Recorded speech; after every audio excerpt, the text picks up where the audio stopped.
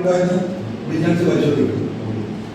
ഇനി തറവാട് വീട് അദ്ദേഹത്തിന്റെ പേരിൽ അല്ല എന്നില്ല, മൂന്നാമത്തതാണ് ഈ ഫ്ലാറ്റ്, അല്ലെങ്കിൽ സ്വാഭാവികമായി രണ്ടാമത്തെ. ഒരു സർക്കാർ ഉദ്യോഗസ്ഥന് ഒരു വീട് വെക്കാനേ അനുവാദമുള്ളൂ. അനുവാദമില്ല, രണ്ടാമതോ മൂന്നാമതോ വീട് വെക്കാം. പക്ഷെ അതിന്റെ സോഴ്സ് കാണിക്കണം, ഡിപ്പാർട്ട്മെന്റിനെ ഇംപ്ലിമെന്റ് ചെയ്യണം, ഡിപ്പാർട്ട്മെന്റിൽ നിന്ന് പെർമിഷൻ വാങ്ങിക്കണം.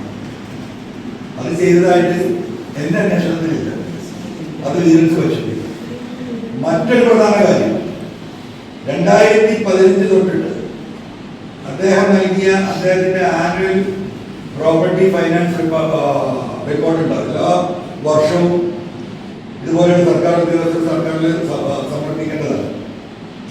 ആ റെക്കോർഡുകളിൽ ഈ കാര്യങ്ങൾ രേഖപ്പെടുത്തിയിട്ടുണ്ടോ എന്ന് പരിശോധിക്കേണ്ടതുണ്ട്. കാരണം ഈ 10 ദിവസത്തെ മാറ്റമൊന്നും പിന്നെ പ്രോപ്പർട്ടി ഇല്ലല്ലോ. അത് വിജിലൻസ് അന്വേഷിക്കണം. ഞാൻ ആദ്യം പറഞ്ഞതുപോലെ അദ്ദേഹത്തിന്റെയും അദ്ദേഹത്തിന്റെ ഭാര്യയുടെയും ഭാര്യ സഹോദരന്മാരുടെയും പേരിലുള്ള സ്വത്ത് വിവരങ്ങൾ അന്വേഷിക്കണമെന്ന് ഞാൻ പറഞ്ഞിട്ടുണ്ട്. 21 ലക്ഷത്തോളം സന്തുഷ്ടരായ ഉപഭോക്താക്കളും 2 ലക്ഷത്തോളം തിമിര ശസ്ത്രക്രിയകളും പൂർത്തിയാക്കിയ മലബാറിലെ ഏക കണ്ണാശുപത്രി Al Salama high hospital, hospital road, Perinthalmanna. അപ്പോ ഇപ്പൊ വിജിലൻസ് അന്വേഷിച്ചുകൊണ്ടിരിക്കുന്ന കാര്യങ്ങളിലേക്ക് വളരെ അടിയന്തരമായി ചേർക്കേണ്ട ഒരു സംഗതിയാണ് ഇത് സൂചിപ്പിച്ചുകൊണ്ട് ഇന്ന് ബഹുമാനപ്പെട്ട DGPക്ക് മുഖ്യമന്ത്രിക്ക് within 1 hour or 2 hours നമ്മൾ പരാതി നൽകുന്നുണ്ട്. അപ്പൊ ഇതുകൂടി ഇതിൽ ഉൾപ്പെടുത്തേണ്ടത്. മറ്റൊരു കാര്യം, രണ്ടാമത്തെ കാര്യം, ഈ ഫ്ലാറ്റ് അന്ന് കോണ്ടൂർ എന്നുള്ള കമ്പനിയിൽ നിന്ന് അദ്ദേഹത്തിന്റെ മാനേജിംഗ് ഡയറക്ടർ തന്നെയാണ് ഇതിന്റെ രജിസ്ട്രേഷൻ ഡോക്യുമെന്റ് ഒപ്പിട്ടത്. കൺസ്ട്രക്ട് ചെയ്ത കമ്പനിയിൽ നിന്ന് നേരിട്ട് വാങ്ങുന്ന ആസ് പെർ റെക്കോർഡ് അന്ന് ഈ ഫ്ലാറ്റിന്റെ വില 55 തൊട്ട് 65 ലക്ഷം രൂപയാണ്. അപ്പൊ ഈ 55 ലക്ഷം 60 ലക്ഷം രൂപ വരെയുള്ള ഫ്ലാറ്റ് 32 ലക്ഷം രൂപ 33 ലക്ഷം രൂപയ്ക്ക് കിട്ടുകയാണ്. ഓക്കെ, സമ്മതിച്ചു. അത് 65 ലക്ഷം രൂപയ്ക്ക് വിൽക്കുകയാണ്. അപ്പോൾ സ്വാഭാവികമായിട്ടും ഈ കൺസ്ട്രക്ട് ചെയ്ത കൺസ്ട്രക്ഷൻ കമ്പനിക്ക് ഭ്രാന്താണ്. 10 ദിവസം കഴിഞ്ഞിട്ട് 65 ലക്ഷം രൂപക്ക് വിൽക്കാവുന്ന ഒരു സാധനം എന്തിനാണ് 32 ലക്ഷത്തിന് വിറ്റത്, 13,80,000 വിറ്റത്? അപ്പൊ ഇത് രണ്ടാമത്തെ ഗെയിം. എന്താ ഗെയിം? ഈ 33,80,000 രൂപ 10 ദിവസം കൊണ്ട് അദ്ദേഹത്തിന്, നിങ്ങൾ ശരിക്കും മനസ്സിലാക്കണം, 65 ലക്ഷം രൂപയും മാറുകയാണ്. അപ്പൊ എന്തായി? 65 ലക്ഷത്തിൽ നിന്ന് 33 ലക്ഷം കഴിച്ചാൽ 32 ലക്ഷം രൂപ അദ്ദേഹത്തിന് വൈറ്റായി. കള്ളപ്പണം വേറെ രീതിയിൽ വെളുപ്പിക്കുക, കൈക്കൂലി വാങ്ങി ഈ രീതിയിൽ ഫ്ലാറ്റുകൾ വാങ്ങുക. അത് കഴിഞ്ഞ് 10 ദിവസം കഴിഞ്ഞ് എല്ലാവരെയും പറ്റിച്ചുകൊണ്ട് ഈ സമൂഹത്തിനെ മുഴുവൻ പറ്റിച്ചിട്ട് അത് ഇരട്ടി വിലക്ക് വിൽക്കുന്നതായി റെക്കോർഡ് ഉണ്ടാക്കുക. ഒഫീഷ്യലി അങ്ങനെ ചെയ്യുക. എന്നിട്ട് 10-32 ലക്ഷം രൂപ. ഇങ്ങനെ എത്ര ഡീല് നമ്മൾ അന്വേഷിച്ചുകൊണ്ടേയിരിക്കണം. അപ്പൊ ഇതിൽ നടന്നിട്ടുള്ള കാര്യങ്ങൾ. ഇനി വേറെ കാര്യം നമ്മൾ പരിശോധിക്കും. നമ്മൾ സാധാരണ ഒരു പ്രോപ്പർട്ടി രജിസ്റ്റർ ചെയ്ത് കഴിഞ്ഞാൽ നമ്മളൊക്കെ വാങ്ങാൻ വെക്കുകയും അല്ലെങ്കിൽ നമ്മുടെ ബന്ധുക്കളെ സുഹൃത്തുക്കൾ നമ്മളൊക്കെ ഒരു ആധാരം രജിസ്റ്റർ ചെയ്ത് കഴിഞ്ഞാൽ അത് കിട്ടേണ്ടത് മിനിമം 15 ദിവസം. നമ്മൾ തൽക്കാലം എമർജൻസി ഫീസ് അടച്ചു കഴിഞ്ഞാൽ ഇപ്പൊ അസിസ്റ്റന്റ് 3-4 ദിവസം കൊണ്ട് കിട്ടും. ഇനി 3-4 ദിവസം കൊണ്ട് കിട്ടിയാൽ തന്നെ ഈ പ്രോപ്പർട്ടി വേണ്ടി നമ്മൾ എന്ത് ചെയ്യണം? വില്ലേജ് ഓഫീസിൽ പോകണം. ഇത് തരം എന്താ പറയാ, ഓണർഷിപ്പ് മാറ്റണം. അത് കഴിഞ്ഞ് നികുതി അടയ്ക്കണം. അത് കഴിഞ്ഞ് പൊസഷൻ എടുക്കണം. പിന്നെ അത് തന്റെ പേരിലേക്ക് മാറ്റി തന്റെ പേര് രജിസ്റ്റർ എടുക്കണം.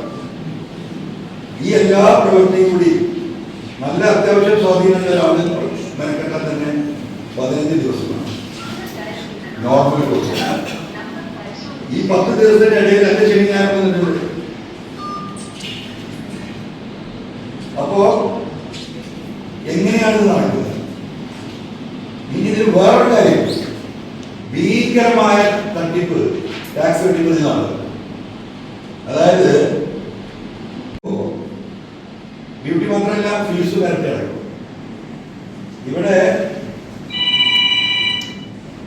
33,80,000 വാങ്ങുമ്പോൾ അദ്ദേഹം അടുത്ത ഫീസ് 2,03,500 ഏകദേശം 6% അടുത്ത് വരുന്നുണ്ട്.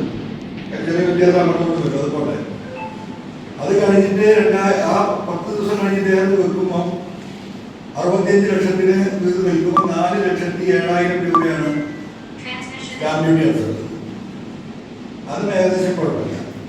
പക്ഷേ ഈ 4,07,000 പകരം 2016 ഈ പ്രോപ്പർട്ടി രജിസ്റ്റർ ചെയ്യുമ്പോൾ നാട്ടിൽ നിലനിൽക്കുന്ന എക്സിസ്റ്റിംഗ് നിയമം എന്ന് പറയുന്നത് ഇതിന്റെ ഇരട്ടി അടക്കണം. എന്ന് പറഞ്ഞാൽ 8,14,000 രൂപ സ്റ്റാമ്പ് ഡ്യൂട്ടി അടക്കണം.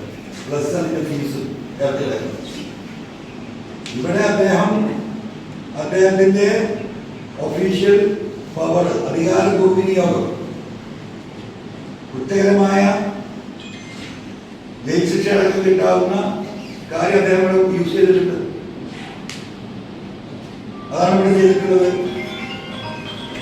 കാരണം അദ്ദേഹത്തിന്റെ സ്വാധീനം അദ്ദേഹത്തെ ഭയപ്പെട്ടിട്ടാണ് ആ നിയമത്തെ മറച്ചു വെച്ചിട്ട് രജിസ്ട്രേഷൻ നടത്തി ഇതിന് തയ്യാറായിട്ടുണ്ടാവുക. കാരണം നമുക്കറിയാലോ, നമ്മുടെ നാട്ടിൽ ഏറ്റവും കൂടുതൽ എന്താ പറയുക, കൈക്കൂലിയോ സന്തോഷപ്പണോ ഒക്കെ കിട്ടുന്ന സ്ഥലമാണ് ഇവിടെ രജിസ്ട്രേഷൻ അതോറിറ്റി. ഏത് രജിസ്ട്രേഷൻ ചെയ്താലും സന്തോഷത്തിലെങ്കിലും എവിടെയെങ്കിലും കൊടുത്തിട്ട് പോയത് മലയാളികളുടെ ഒരു ശീലം കൂടിയാണ്. അപ്പോ അങ്ങനെ ഇരിക്കുന്ന ഉദ്യോഗസ്ഥർ എപ്പോഴും ഭയപ്പാടിലാണ്. അഴിമതിയുടെ നിയമത്തിന്റെ മുന്നിൽ ഏത് സമയത്ത് ഒരു പിടിക്കപ്പെടാം. IG പോലെ ഒരു പോലീസ് ഉദ്യോഗസ്ഥൻ വന്നിട്ട് പറയുമ്പോൾ ഇത് ചെയ്തു കൊടുക്കില്ലാതെ അത് നിർത്തിയില്ല. ഒരു പക്ഷേ ചിലതൊക്കെ അങ്ങനെ എന്താ പറയുക മാനിപ്പുലേറ്റ് ചെയ്ത് പോയിട്ടുണ്ടാകും.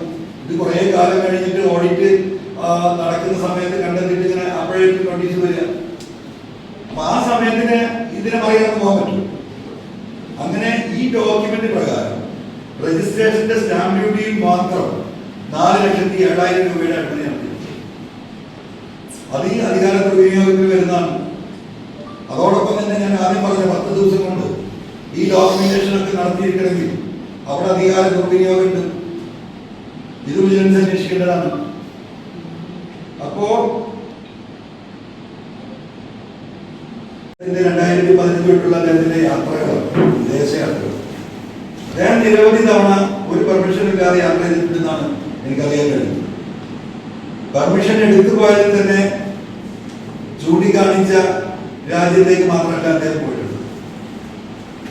പെർമിഷൻ എടുക്കുമ്പോ ഒരു രാജ്യത്തേക്ക് പോകുന്നു പേഴ്സണൽ ആവശ്യത്തിനെന്ന് പറഞ്ഞ് പിന്നീട് അവിടെ നിന്ന് മറ്റു രാജ്യങ്ങളിലേക്ക് അദ്ദേഹം യാത്രയുണ്ട്.